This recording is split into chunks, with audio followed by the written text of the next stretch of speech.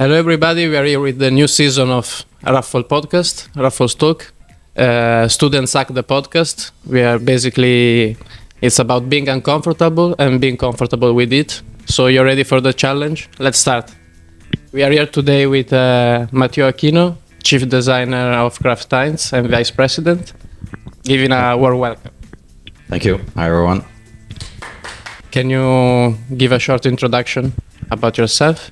Yeah, sure. So my name is Matthieu Aquino. I'm the Chief Design Officer of Kraft Heinz. It's been 7 months in making. I will tell you a little bit more about it. I was originally born and raised in France, close to Versailles. Studied product design in Paris for a couple of years. I'm a product designer by background.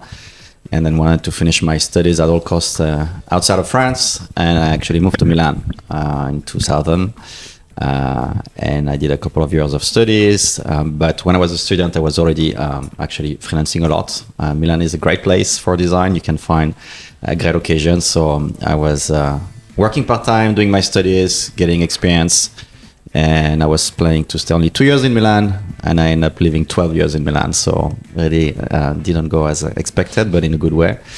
And ultimately, I worked a little bit in the car industry at Alfa Romeo, then realized it was not my, I love car and I was like, okay, that's for me. But ultimately, I realized that I wanted something closer to product in general and experiences with people. And went back studying. I did a master and kept freelancing a lot. I had customers in Asia, in Taiwan, in Japan, a lot of consumer electronics, some furniture, all kind of products. And ultimately, I was freelancing full-time after my master. And I thought I would have continued as a freelance, but then I was contacted by 3M company. And they were doing an experiment in Milan with Mauro Porcini, who became the chief design officer, was my boss back then. And from there, we built a team from scratch at 3M for almost 10 years. First in Italy, in Milan, I was the very first design center, then in the US and a couple of places in Asia. And it was a great experience, a super diversified company. They operate in so many different industries, from electronics to medical to consumer goods. So for me, it was really a preparing moment. I was able to really diversify my experience, but on top of that, as a product designer, to start to learn about branding and packaging and experiences. And ultimately, after 10 years, I felt I was no longer a product designer, but I was more of a generalist of design. When you start to know enough about each field of design to really start to build a story, elevating the storytelling around brands, and I really trying to work very strategically on brands. So that was a great adventure, and that's where I was offered to follow Mauro to the US at PepsiCo. And then from there, we built the team from scratch again. So another big corporation, American corporation that wanted to experiment with design. And I started there about 12 years, working on food and beverage, on branding and packaging, product design, experiences. So you name it, innovation. And then that brought me where I am today. So I'm moving to Kraft Heinz to start again, something from scratch. It's been an adventure at 3M and at PepsiCo in terms of building capability from scratch. And now I'm doing the same, obviously, now as a chief design officer, but building this new adventure for the company. I will tell you more. And sorry, it was a bit of a long introduction, but No, at thank least you. you It get was the context. perfect introduction. So we can start with the uncomfortable question. Sure. What's the risk behind redesigning an iconic brand? There are many. In any company, any brand wants to perform on the market. So your job is not so much about the best good design. It's really about making sure you can grow those brands. So the risk I think you need to divide an emerging brand, so something that you are creating from scratch, versus a brand that's been there forever or only for hundreds of years. Those brands have typically a lot of legacy and heritage, and it's very dangerous to actually redesign those brands because you have people that have been buying the brand forever, that are your core consumer. And you have to be careful not to alienate these people. There are so many cases that I saw throughout my career where you go too far in a redesign and you lose the core people. So you really need to strategically understand how to best position at the work you're trying to do what are really the problem to tackle. And that's where the role of insight in big corporation, typically you have like a big insight team that you're partnering with to really identify the problem to tackle, the right brief, having the right creative brief, and making sure that then you put the right resources to deliver on the project. But it's really this thin balance between the need to evolve the brand, making sure that the brands are still culturally relevant in nowadays with consumer, but at the same time celebrate that legacy, that heritage together. So that's the biggest risk. So is the best design always the one that performs better? So there is no clear rule. Again, back when you work for like $1 billion brands, every step is very dangerous. You have to be very careful on how you move forward. I saw so many examples in my career where you have the brief, everybody's excited about what you're trying to develop. You come up with concepts that are really innovative, that everybody loves, and you see so much excitement inside the company about potential directions. And then you go to consumer testing. You test, different concepts with consumer. Typically, they are very polarizing, so you have a pretty wide range of exploration. And not always is actually the design that people are the most excited by that actually gets the best feedback from consumer. And again, that's where you need to really articulate your strategy based on where you're trying to push the brand, where consumers are, and build a bridge between the two. So to answer your question, it's not always the best design that is actually the one that performs the best. With that said, it's not about doing bad design, but it's about doing design actually that will sell the brand and help grow the brand overall. And can you give us an example of a badly designed product that works perfectly? Okay, this one that's a bit dangerous.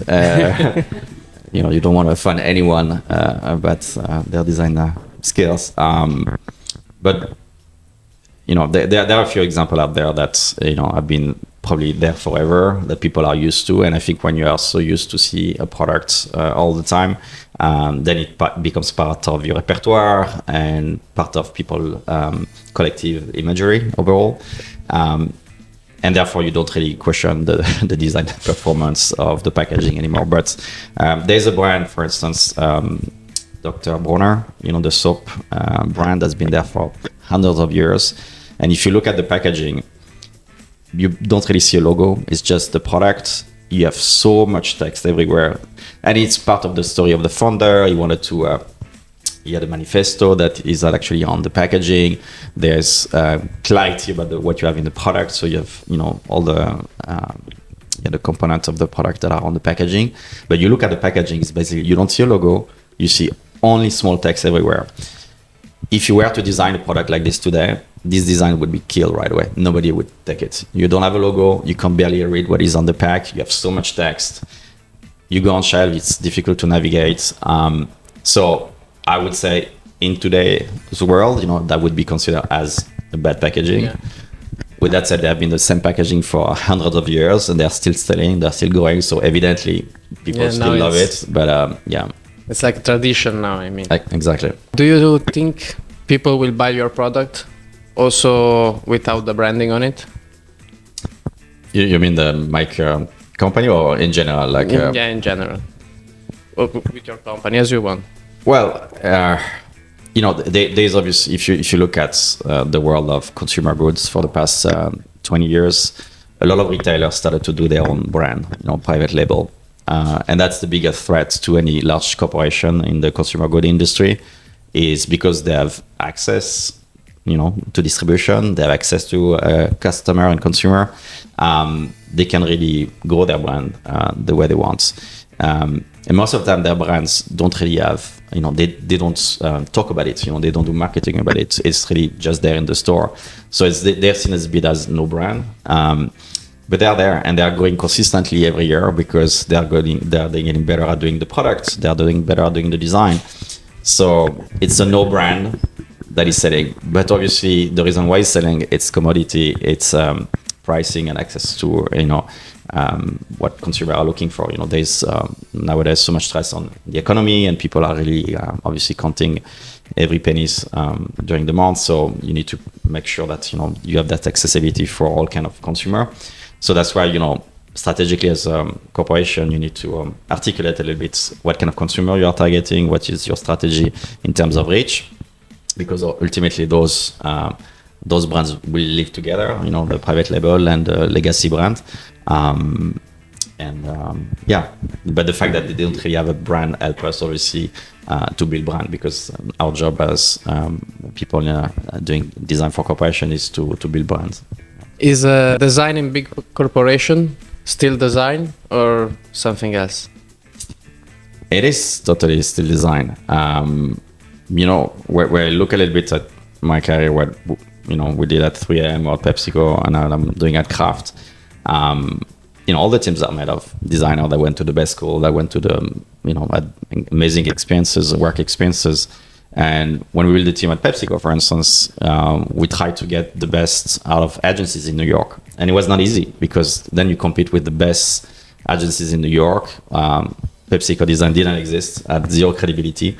Almost the opposite. People didn't want to work for corporations. So you need to start to make working for corporation very appealing for creative, and make them understand that there's so many things that are actually exciting and good about being in a corporation, and it's still design. And when I'm saying this, when you work for an agency, typically you get the brief from the company, you get your few rounds, and you land the project. But you're not part of the strategy up front. You're given a brief. You are not part of the full execution of some obviously they're involved into the part of the execution, but you don't control the full narrative of the project throughout. When you work in a corporation, you are there from day one. When the first brainstorming, the first idea, we should be doing this, we should be doing that, and you start to shape collectively the future of the brand. And you can't do that from outside. There's no way you can do, because you have so much knowledge that you need from inside the company in terms of the whole company strategy, the culture of the company, the way you want to execute in market with your customer. All of this is internal and confidential knowledge that an agency will not have. So you have this opportunity as a designer to become more of a business person, to build your business acumen and start to shape the future of those brands.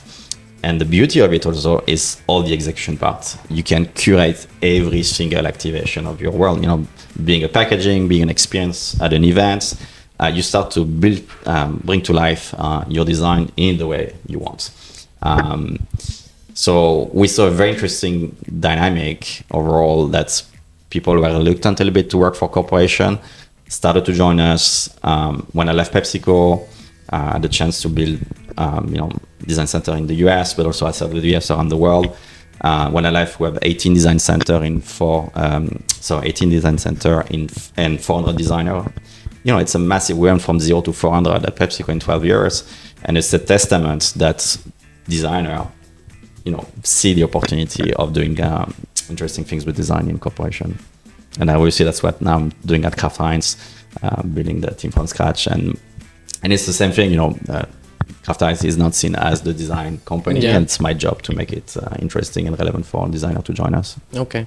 Have you ever killed a great idea just because it wouldn't work? Yeah, many. Yeah, too many. And it's part of the creative process. I can use a couple of examples for you that are really relevant. When I was at PepsiCo, I had a chance to redesign the Pepsi brand and the Lay's brand.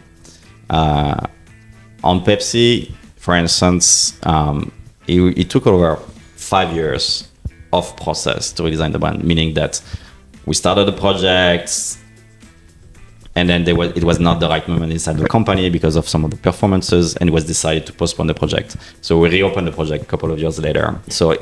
But even though the project is stopped, it's still an active discussion. It's still us as designers trying to push the boundaries. We should be doing this, we should be doing that, testing a little bit some new creative direction, even on existing brand architecture, brand design. And then at the first phase of the redesign of Pepsi, we had some very, very ideas that were really polarizing, very out there. Because we are like, okay, what's the future of sodas? Should we totally reinvent the category? Should we And as we went through the entire process, we realized that, there's still so much love for the brand as it is today. And people were not letting us, because we tested with consumer, go too far. So if you look at the new design of Pepsi, it's actually inspired from the heritage of the brand, from the 1984 logo, but modernized. Obviously, the whole visual system is built around something that is more contemporary and really translating trends that are happening on the market. But that's where, if you look at all the design, I think probably the thousands of design of that brand, there were things that probably will make sense in 10 years versus now. And another one, which is probably a little bit more tactical, but for Lay's, the Lay's logo is red and white, and you have obviously the yellow. If you think about those colors, yellow, red, these are not the most appetizing color for food in general. There are other colors that would make more sense. And as we started to explore the possibility with the logo, we tried to actually get rid of the red. So what if we just keep the typography and we make it very contemporary, and the designs were beautiful. We're all excited about the brand, what the brand looked like. With that said, it was a departure from where the brand is today. The Lay's brand is actually the biggest snacks brand in the world. It's in another 50 markets, so it's a massive brand. And we had to test globally in different markets, and it was consistent. People were not letting us go that far. So we had to scale back, totally redesign the logo that is an evolution of the previous one. And we love it, We landed to a place that everybody's excited about it. We get so much good feedback. The launch went very well. But again, it's part of the iterative process and understanding what's working, not working for consumer overall, and what makes sense for the brand. Would you describe to these guys what a junior designer does daily task in your company, one of your team, and what do you do, main topic of the day, and if you miss something about that life? So the difference, if you think about the day-to-day of a designer and operation, and if you want to understand the development and evolution of roles, starting as a junior designer all the way to become a chief design officer, obviously it's a very different job. And I can tell you a little bit what are the steps to get there. And obviously not everybody will become the chief designer. It's, you have to follow a certain route. But a junior designer typically in a corporation like this will be part of a specific team. Most of the time every corporation has different ways to approach it. The way we did it at 3M or at PepsiCo, and I'm building now at Kraft, is having people dedicated either for one brand or few brands, but not everything.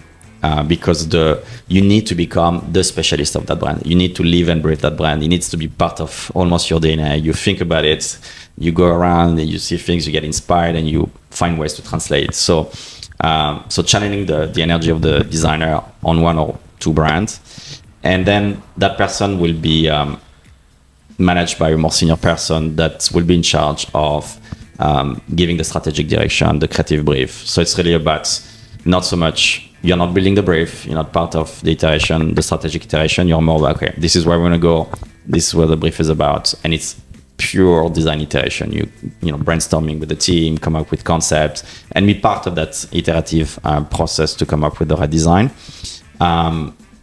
Typically, and then I'm talking for myself, obviously, not everybody has his own approach. What I try to do with a junior designer is to prevent them to be a little bit too siloed in what they know. Because obviously in design, you have so many different disciplines. And it's fine to become a specialist of something, but in corporation, typically it's better to have a broader knowledge of the design discipline. So you can maybe one day working purely on the packaging design, and then we're going to bring you into an activation of the brand where you have to think about the whole branding of the space. How are you going to really bring the brand to life? And it's very important to think out of packaging and not just being so focused of packaging. So to answer your question, the junior design is mostly about pure iteration of ideas and concepts and trying to articulate that vision, a 360 degree of the brand. The chief design officer, obviously, is a very different role because you're basically managing an orchestra, and you have to deal with not only the performance within the opera, but you have to manage all the backstage. So my role, for instance, I can use an example of my current experience at Kraft, so it's going to be very real. When I joined Kraft, which was at the beginning of September, on my very first day, they announced that they were splitting the company in two. The investor and the board of the company decided that the company, because obviously the company is a result of many years of acquisition of different brands. So you had Kraft that had so many brands, and Heinz had so many brands. Collectively, Kraft Heinz has 200 brands globally and 70 brands in the US. So it's a massive company. And, there've been some struggling in terms of performance, and the CEO back then with investors, with the board, decided they're going to split the company. So imagine, you leave your current job, you move to a new role, and on your first day, you and your boss say, well, so I need to talk to you. The company is going to split. And what I did from September to December is first learning the business. My job is, number one, I need to understand who I'm working with. I need to embed myself into those brands. And learning the brand is not just design. It's the positioning, is strategy, is the customer we work with. So there's a big business component you have to learn, and obviously the creative reality. And you need to start to build a little bit first the vision of your organization, because I'm building obviously a function from scratch. So I need a vision and mission. So I spend a lot of time doing that, as much as trying to articulate a vision for the single brands of the company and the one we're trying to prioritize. And this means spending hours with all the marketing leads, the people from inside, R&D, and getting on knowledge and working with them to articulate that future vision for those brands. And while you are doing this, you need to figure out, okay, I need to build a team. So I'm going to convince the company that they need to invest on design, because it's not that I've been there and there was a check ready for me, to invest. It was, okay, we want you. You did good in other companies, but now tell us how you're going to do it. So I built a plan. A plan. Obviously, part of the plan was asking for funding to hire a team. I pitched my vision to the CEO. It was in December. And 2 weeks, so he was announced to be one of the CEO of one of the two companies. 2 weeks later, they announced they were doing change in the company. He was leaving the company. The president was leaving the company. So both persons that hired me, the CEO, the presidents, all of a sudden were gone. So again, think about and so you have to pivot. And that's really, when you're a chief design officer, it's all about pivoting. You need to take very quick decision in the moment on many different levels. So I had to refine my plan as the new CEO started. And a month later, after he started, he decided that we are no longer splitting the company, that he was putting $600 million on the table, that he believes in investing on people, on capability, on brands. And I am adjusting my plan again, presenting, and then I had to wait a little bit, obviously, because they were, re-looking at the entire company and the future of the company. And ultimately, my plan was approved, so now I'm going to build a team. So it's really amazing. But if you look at that journey, there was nothing about design. All of this was about a strategy, building the function, having a mission for the company. But that was 50% of my job. The other 50% is working with the brands. We're working on so many big projects right now, which is exciting because the company wants to perform better. So we're investing, and they believe in design, which was, for me, the reason why I moved there is because there's quite some excitement around design. They know they need design because there's been actually something that some of the performance are linked to poorly designed products. So they want to elevate that. So yes, and I don't want to be too long on my answer, but you're asking about the duality between what you do as a junior designer versus chief design officer. Of course, I don't design anymore. I'm a designer. I still consider myself as a designer, but I don't design anymore because it's not my job. I have people that are designing. So probably as you go through a corporate ladder, the question you need to ask yourself is, do I want to design all day long? And my goal and what I want to do is really about designing all day, or I'm open to the idea of not designing all the time, to the point that maybe if you're performing and doing really good, ultimately you won't be designing anymore. I have, the team I built at PepsiCo and the team I want to build.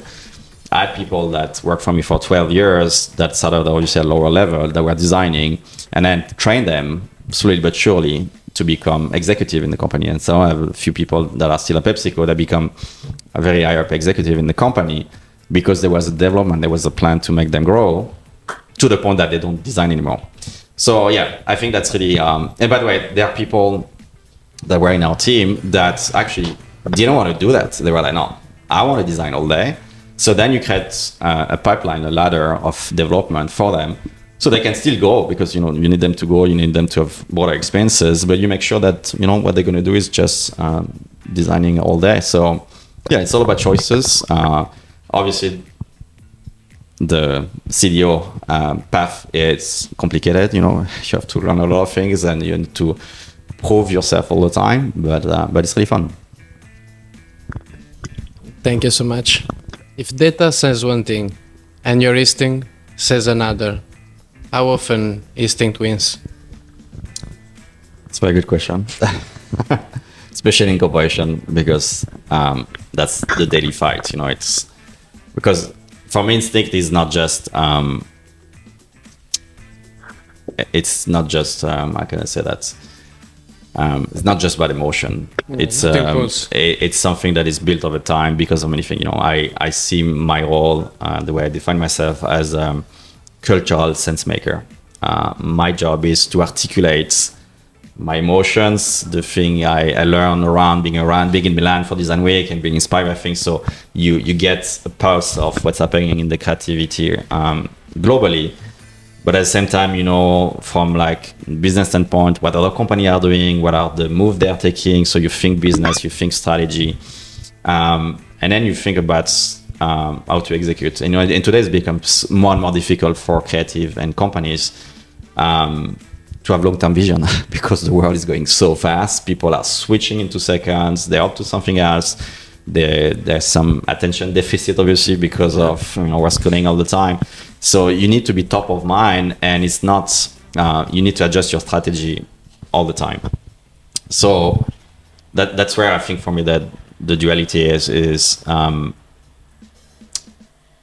do you bring that knowledge, that instinct to the table, to then understand how to push or not some of the outputs and actually get in the company. So to be very pragmatic, I've been in so many projects where you get consumer results, but your role as a designer is not just to say, oh yeah, that's the answer and that's what we're going to do. Because very often, you ask what you ask to consumer, you get some answers, but your role is also to push. The consumer will not tell you what's the future of the brand, where you should articulate it. So you need to take some risk. And there have been so many times where actually I push for something slightly different from what we are getting from consumer insight, and I fought for it like over and over. The lace design was a good example. You have no idea much. With my team, we push for certain direction on Pepsi because we really need it. And I will give you an example. Just yesterday, I was on a call with one of our brands in the US, and we are bringing a new agency to work with us. So we went through a very rigorous process of talking with like a few. They all came back to us with a bit of the vision of what they want to do, and the team. We ask everyone. We're trying to bring process in the company. So we didn't ask people like, oh, what do you like? We say, okay, these are all the questions we're asking you. You're going to fill all the answers. Then we do a little survey internally to understand strategically why they prefer an agency versus another. And ultimately, we had a discussion to figure out which one to pick. And we are on the same page. And we left the meeting without a decision, which sometimes is good because you need time to reflect a little bit. And the marketing team was like, I started the meeting being very sure about the agency I wanted to work with. And that's our business. If the business is tanking, that's on her. That's not on me. Of course, that's on me collectively, obviously, because I will be working on the brand. But ultimately, she's accountable for delivering the target and the growth of the brand. And during the meeting, she was like, you had some very good points. I totally rethinking my point of view, and I want to think more about it. So we're gonna follow up meetings. So that's a good example. That's a very small one, but I've obviously bigger ones on brands, where if you come up with the right reason, the articulation of what you sense and your instincts, as long as you're able to articulate it in a very compelling way for people in business, then you have ways to win. So I would tell you where we land. Okay, so it's time for the dangerous one. So at your level, is there still room to fail, or is everything too controlled to take real risk? I don't know. Failure is like part of my day-to-day. Yeah. No, obviously, I mean, I'm especially now. I'm building something from scratch. If you look a few months ago when I was still at PepsiCo, of course, after 12 years, you have 18 design centers, so many people, you're established. Everything is a machine. It's part. We build a function. At Kraft, there is nothing of that. So every day I pass, it's basically the company trusting me, but investing on me. And ultimately, I need to bring results. If I don't bring result to the company, it's not going to work. So that's where I need to go fast. And in the US, business is business. Everything goes super fast. So yes, trust me, it's part of my day to day. I think, okay, and communication is very important. So you need to make sure that you communicate all the time about the impact you're having in the company, so people can see progress and steps. Again, back to the question earlier about my role, I spend a lot of time, with senior leadership in the company, explaining where we were 6 months ago, where we're at now, we're going to be in 2 weeks. So, because they want to see progress and they want to see impact. So, yeah, failure is definitely part of my day to day. Okay. If your job is to influence choices through design, where do you draw the ethical line? Whoa. Okay. 3M is a technology company. All what they do is about advancing people's life with technology. Technology that goes into cars, into consumer goods. Typically, now it's going to sound very marketing for 3M, but typically in your one day, today, you're going to meet 70 times a product from 3M without knowing it. It's going to be in your mobile phone. It's going to be in your car. So it's the beauty of it is about this advancement of people's life with technology. And obviously, when I was offered to move at PepsiCo, totally different category, food and beverage, obviously with a lot of legacy brand on sodas and snacks. And I questioned for a second, was it the right move for myself? Is where I want to work? And obviously I did some interviews, and ultimately I was interviewed by the president of PepsiCo, and Brad Jackman, and he told me, why he joined the company just a few months before. He was like, I want to change this company. I want to think about the future. I want to change our product. So there was a clear vision about product evolution, sustainability, and you're like, okay, because it's so easy to critique from outside. People are like, criticizing all the time. Let's just do something. So I said, okay, my mission could be actually to join that company, help them change. And if you look at the PepsiCo from 12 years to now, it's night and day in terms of a product. They reformulate most of their products to be better. They elevated their brands. Design is part of, the articulation of the narrative. In terms of sustainability goal, PepsiCo, they made so many progress across packaging and production overall. So you left after 12 years, you're like, okay, I was part of the journey. And that's the same reason why I joined Kraft. I know exactly what they're trying to do, where they're trying to go. And I feel like, to be part of that evolution is very important. So draw the line is first making sure that you're at the right place to do what you want to do. And second is in your day-to-day.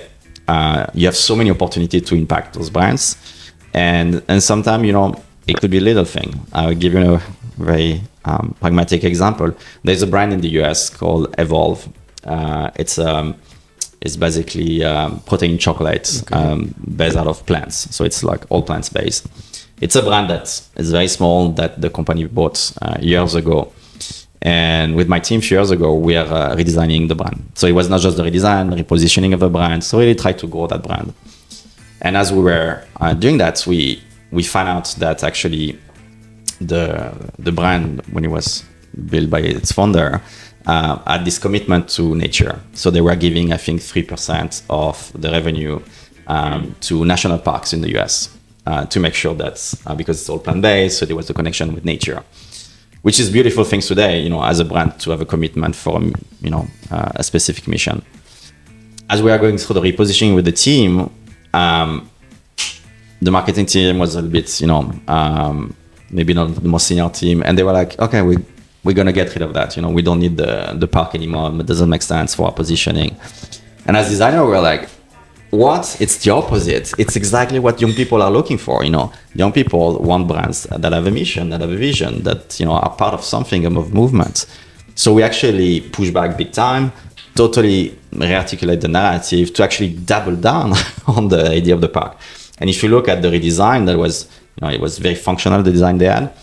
We actually start to put national park on the packaging. So imagine, you had chocolate, vanilla, but imagine mountains that are a little bit brown, so it looks like chocolate, but it's actually a picture from a national park. So we started to celebrate the park in the US and double down on the narrative of supporting parks in the US. And we're so proud of it because, that's where you draw the ethical line. You say, no, we're not going to let you do that. We actually show you that you have an opportunity to connect better with your consumer and actually grow the brand. So that's where it's part of your day-to-day. You have so many opportunities to draw that ethical line you're talking about. So last one, do big company hires creatives just to make safer decisions look creative? No, I don't think so. Not in corporation. It's actually a bit unfortunate. If you look at designing corporation, many corporation design is not seen as a strategic function. It's a lot of marketer. I know thing about marketers, and I have a lot of marketer friends. They believe they are designer. They have their own network of agency they work with. I'm joining Kraft or I joined PepsiCo. Marketer were doing the design with agencies, so they're like, yeah, I don't need design. I can do it with an agency. Obviously, there's a lot they don't know, and that's where we're building function. But there are many companies that are using design as a service. It's almost like an agency within the company. And that's exactly, when I build things at PepsiCo or at Kraft, the opposite approach we took is like, no, we're not a service. We're not an agency. Marketing, you do studies for years and you get a master. Design too, So knowledge is important, and there are different knowledge in different industry. Therefore, it's super important. Ultimately, when you build something, that's what I'm trying to do. Obviously, at Kraft is that design team become a function within the company at the same level as marketing, R&D, all the different function, and not a service under marketing. Otherwise, whenever a company is struggling and they need to make some cuts, they're going to look at you as an agency. Oh, we can cut designer, and it happens a lot. If you look just in the past few years, General Mills in the US cut a big chunk of their design team. Target cut a big chunk of their design team because they think right away, oh yeah, it's fine. We can invest with agencies. We can cut people. So that's why it's very important to elevate the role of design. And to answer your question, I take a bit of a exit as I was explaining. But to answer your question is, it's a cost for a company. No company will take designer just to look good. It's almost the opposite. They are not taking designer. You need to convince them to take designer. You have so many companies that actually don't have design team internally. So no, I don't. I think it's actually the opposite. It's a very strategic choice that brands are doing, or companies are doing in general. Okay, thank you so much, Matthieu. It was a pleasure to work with you.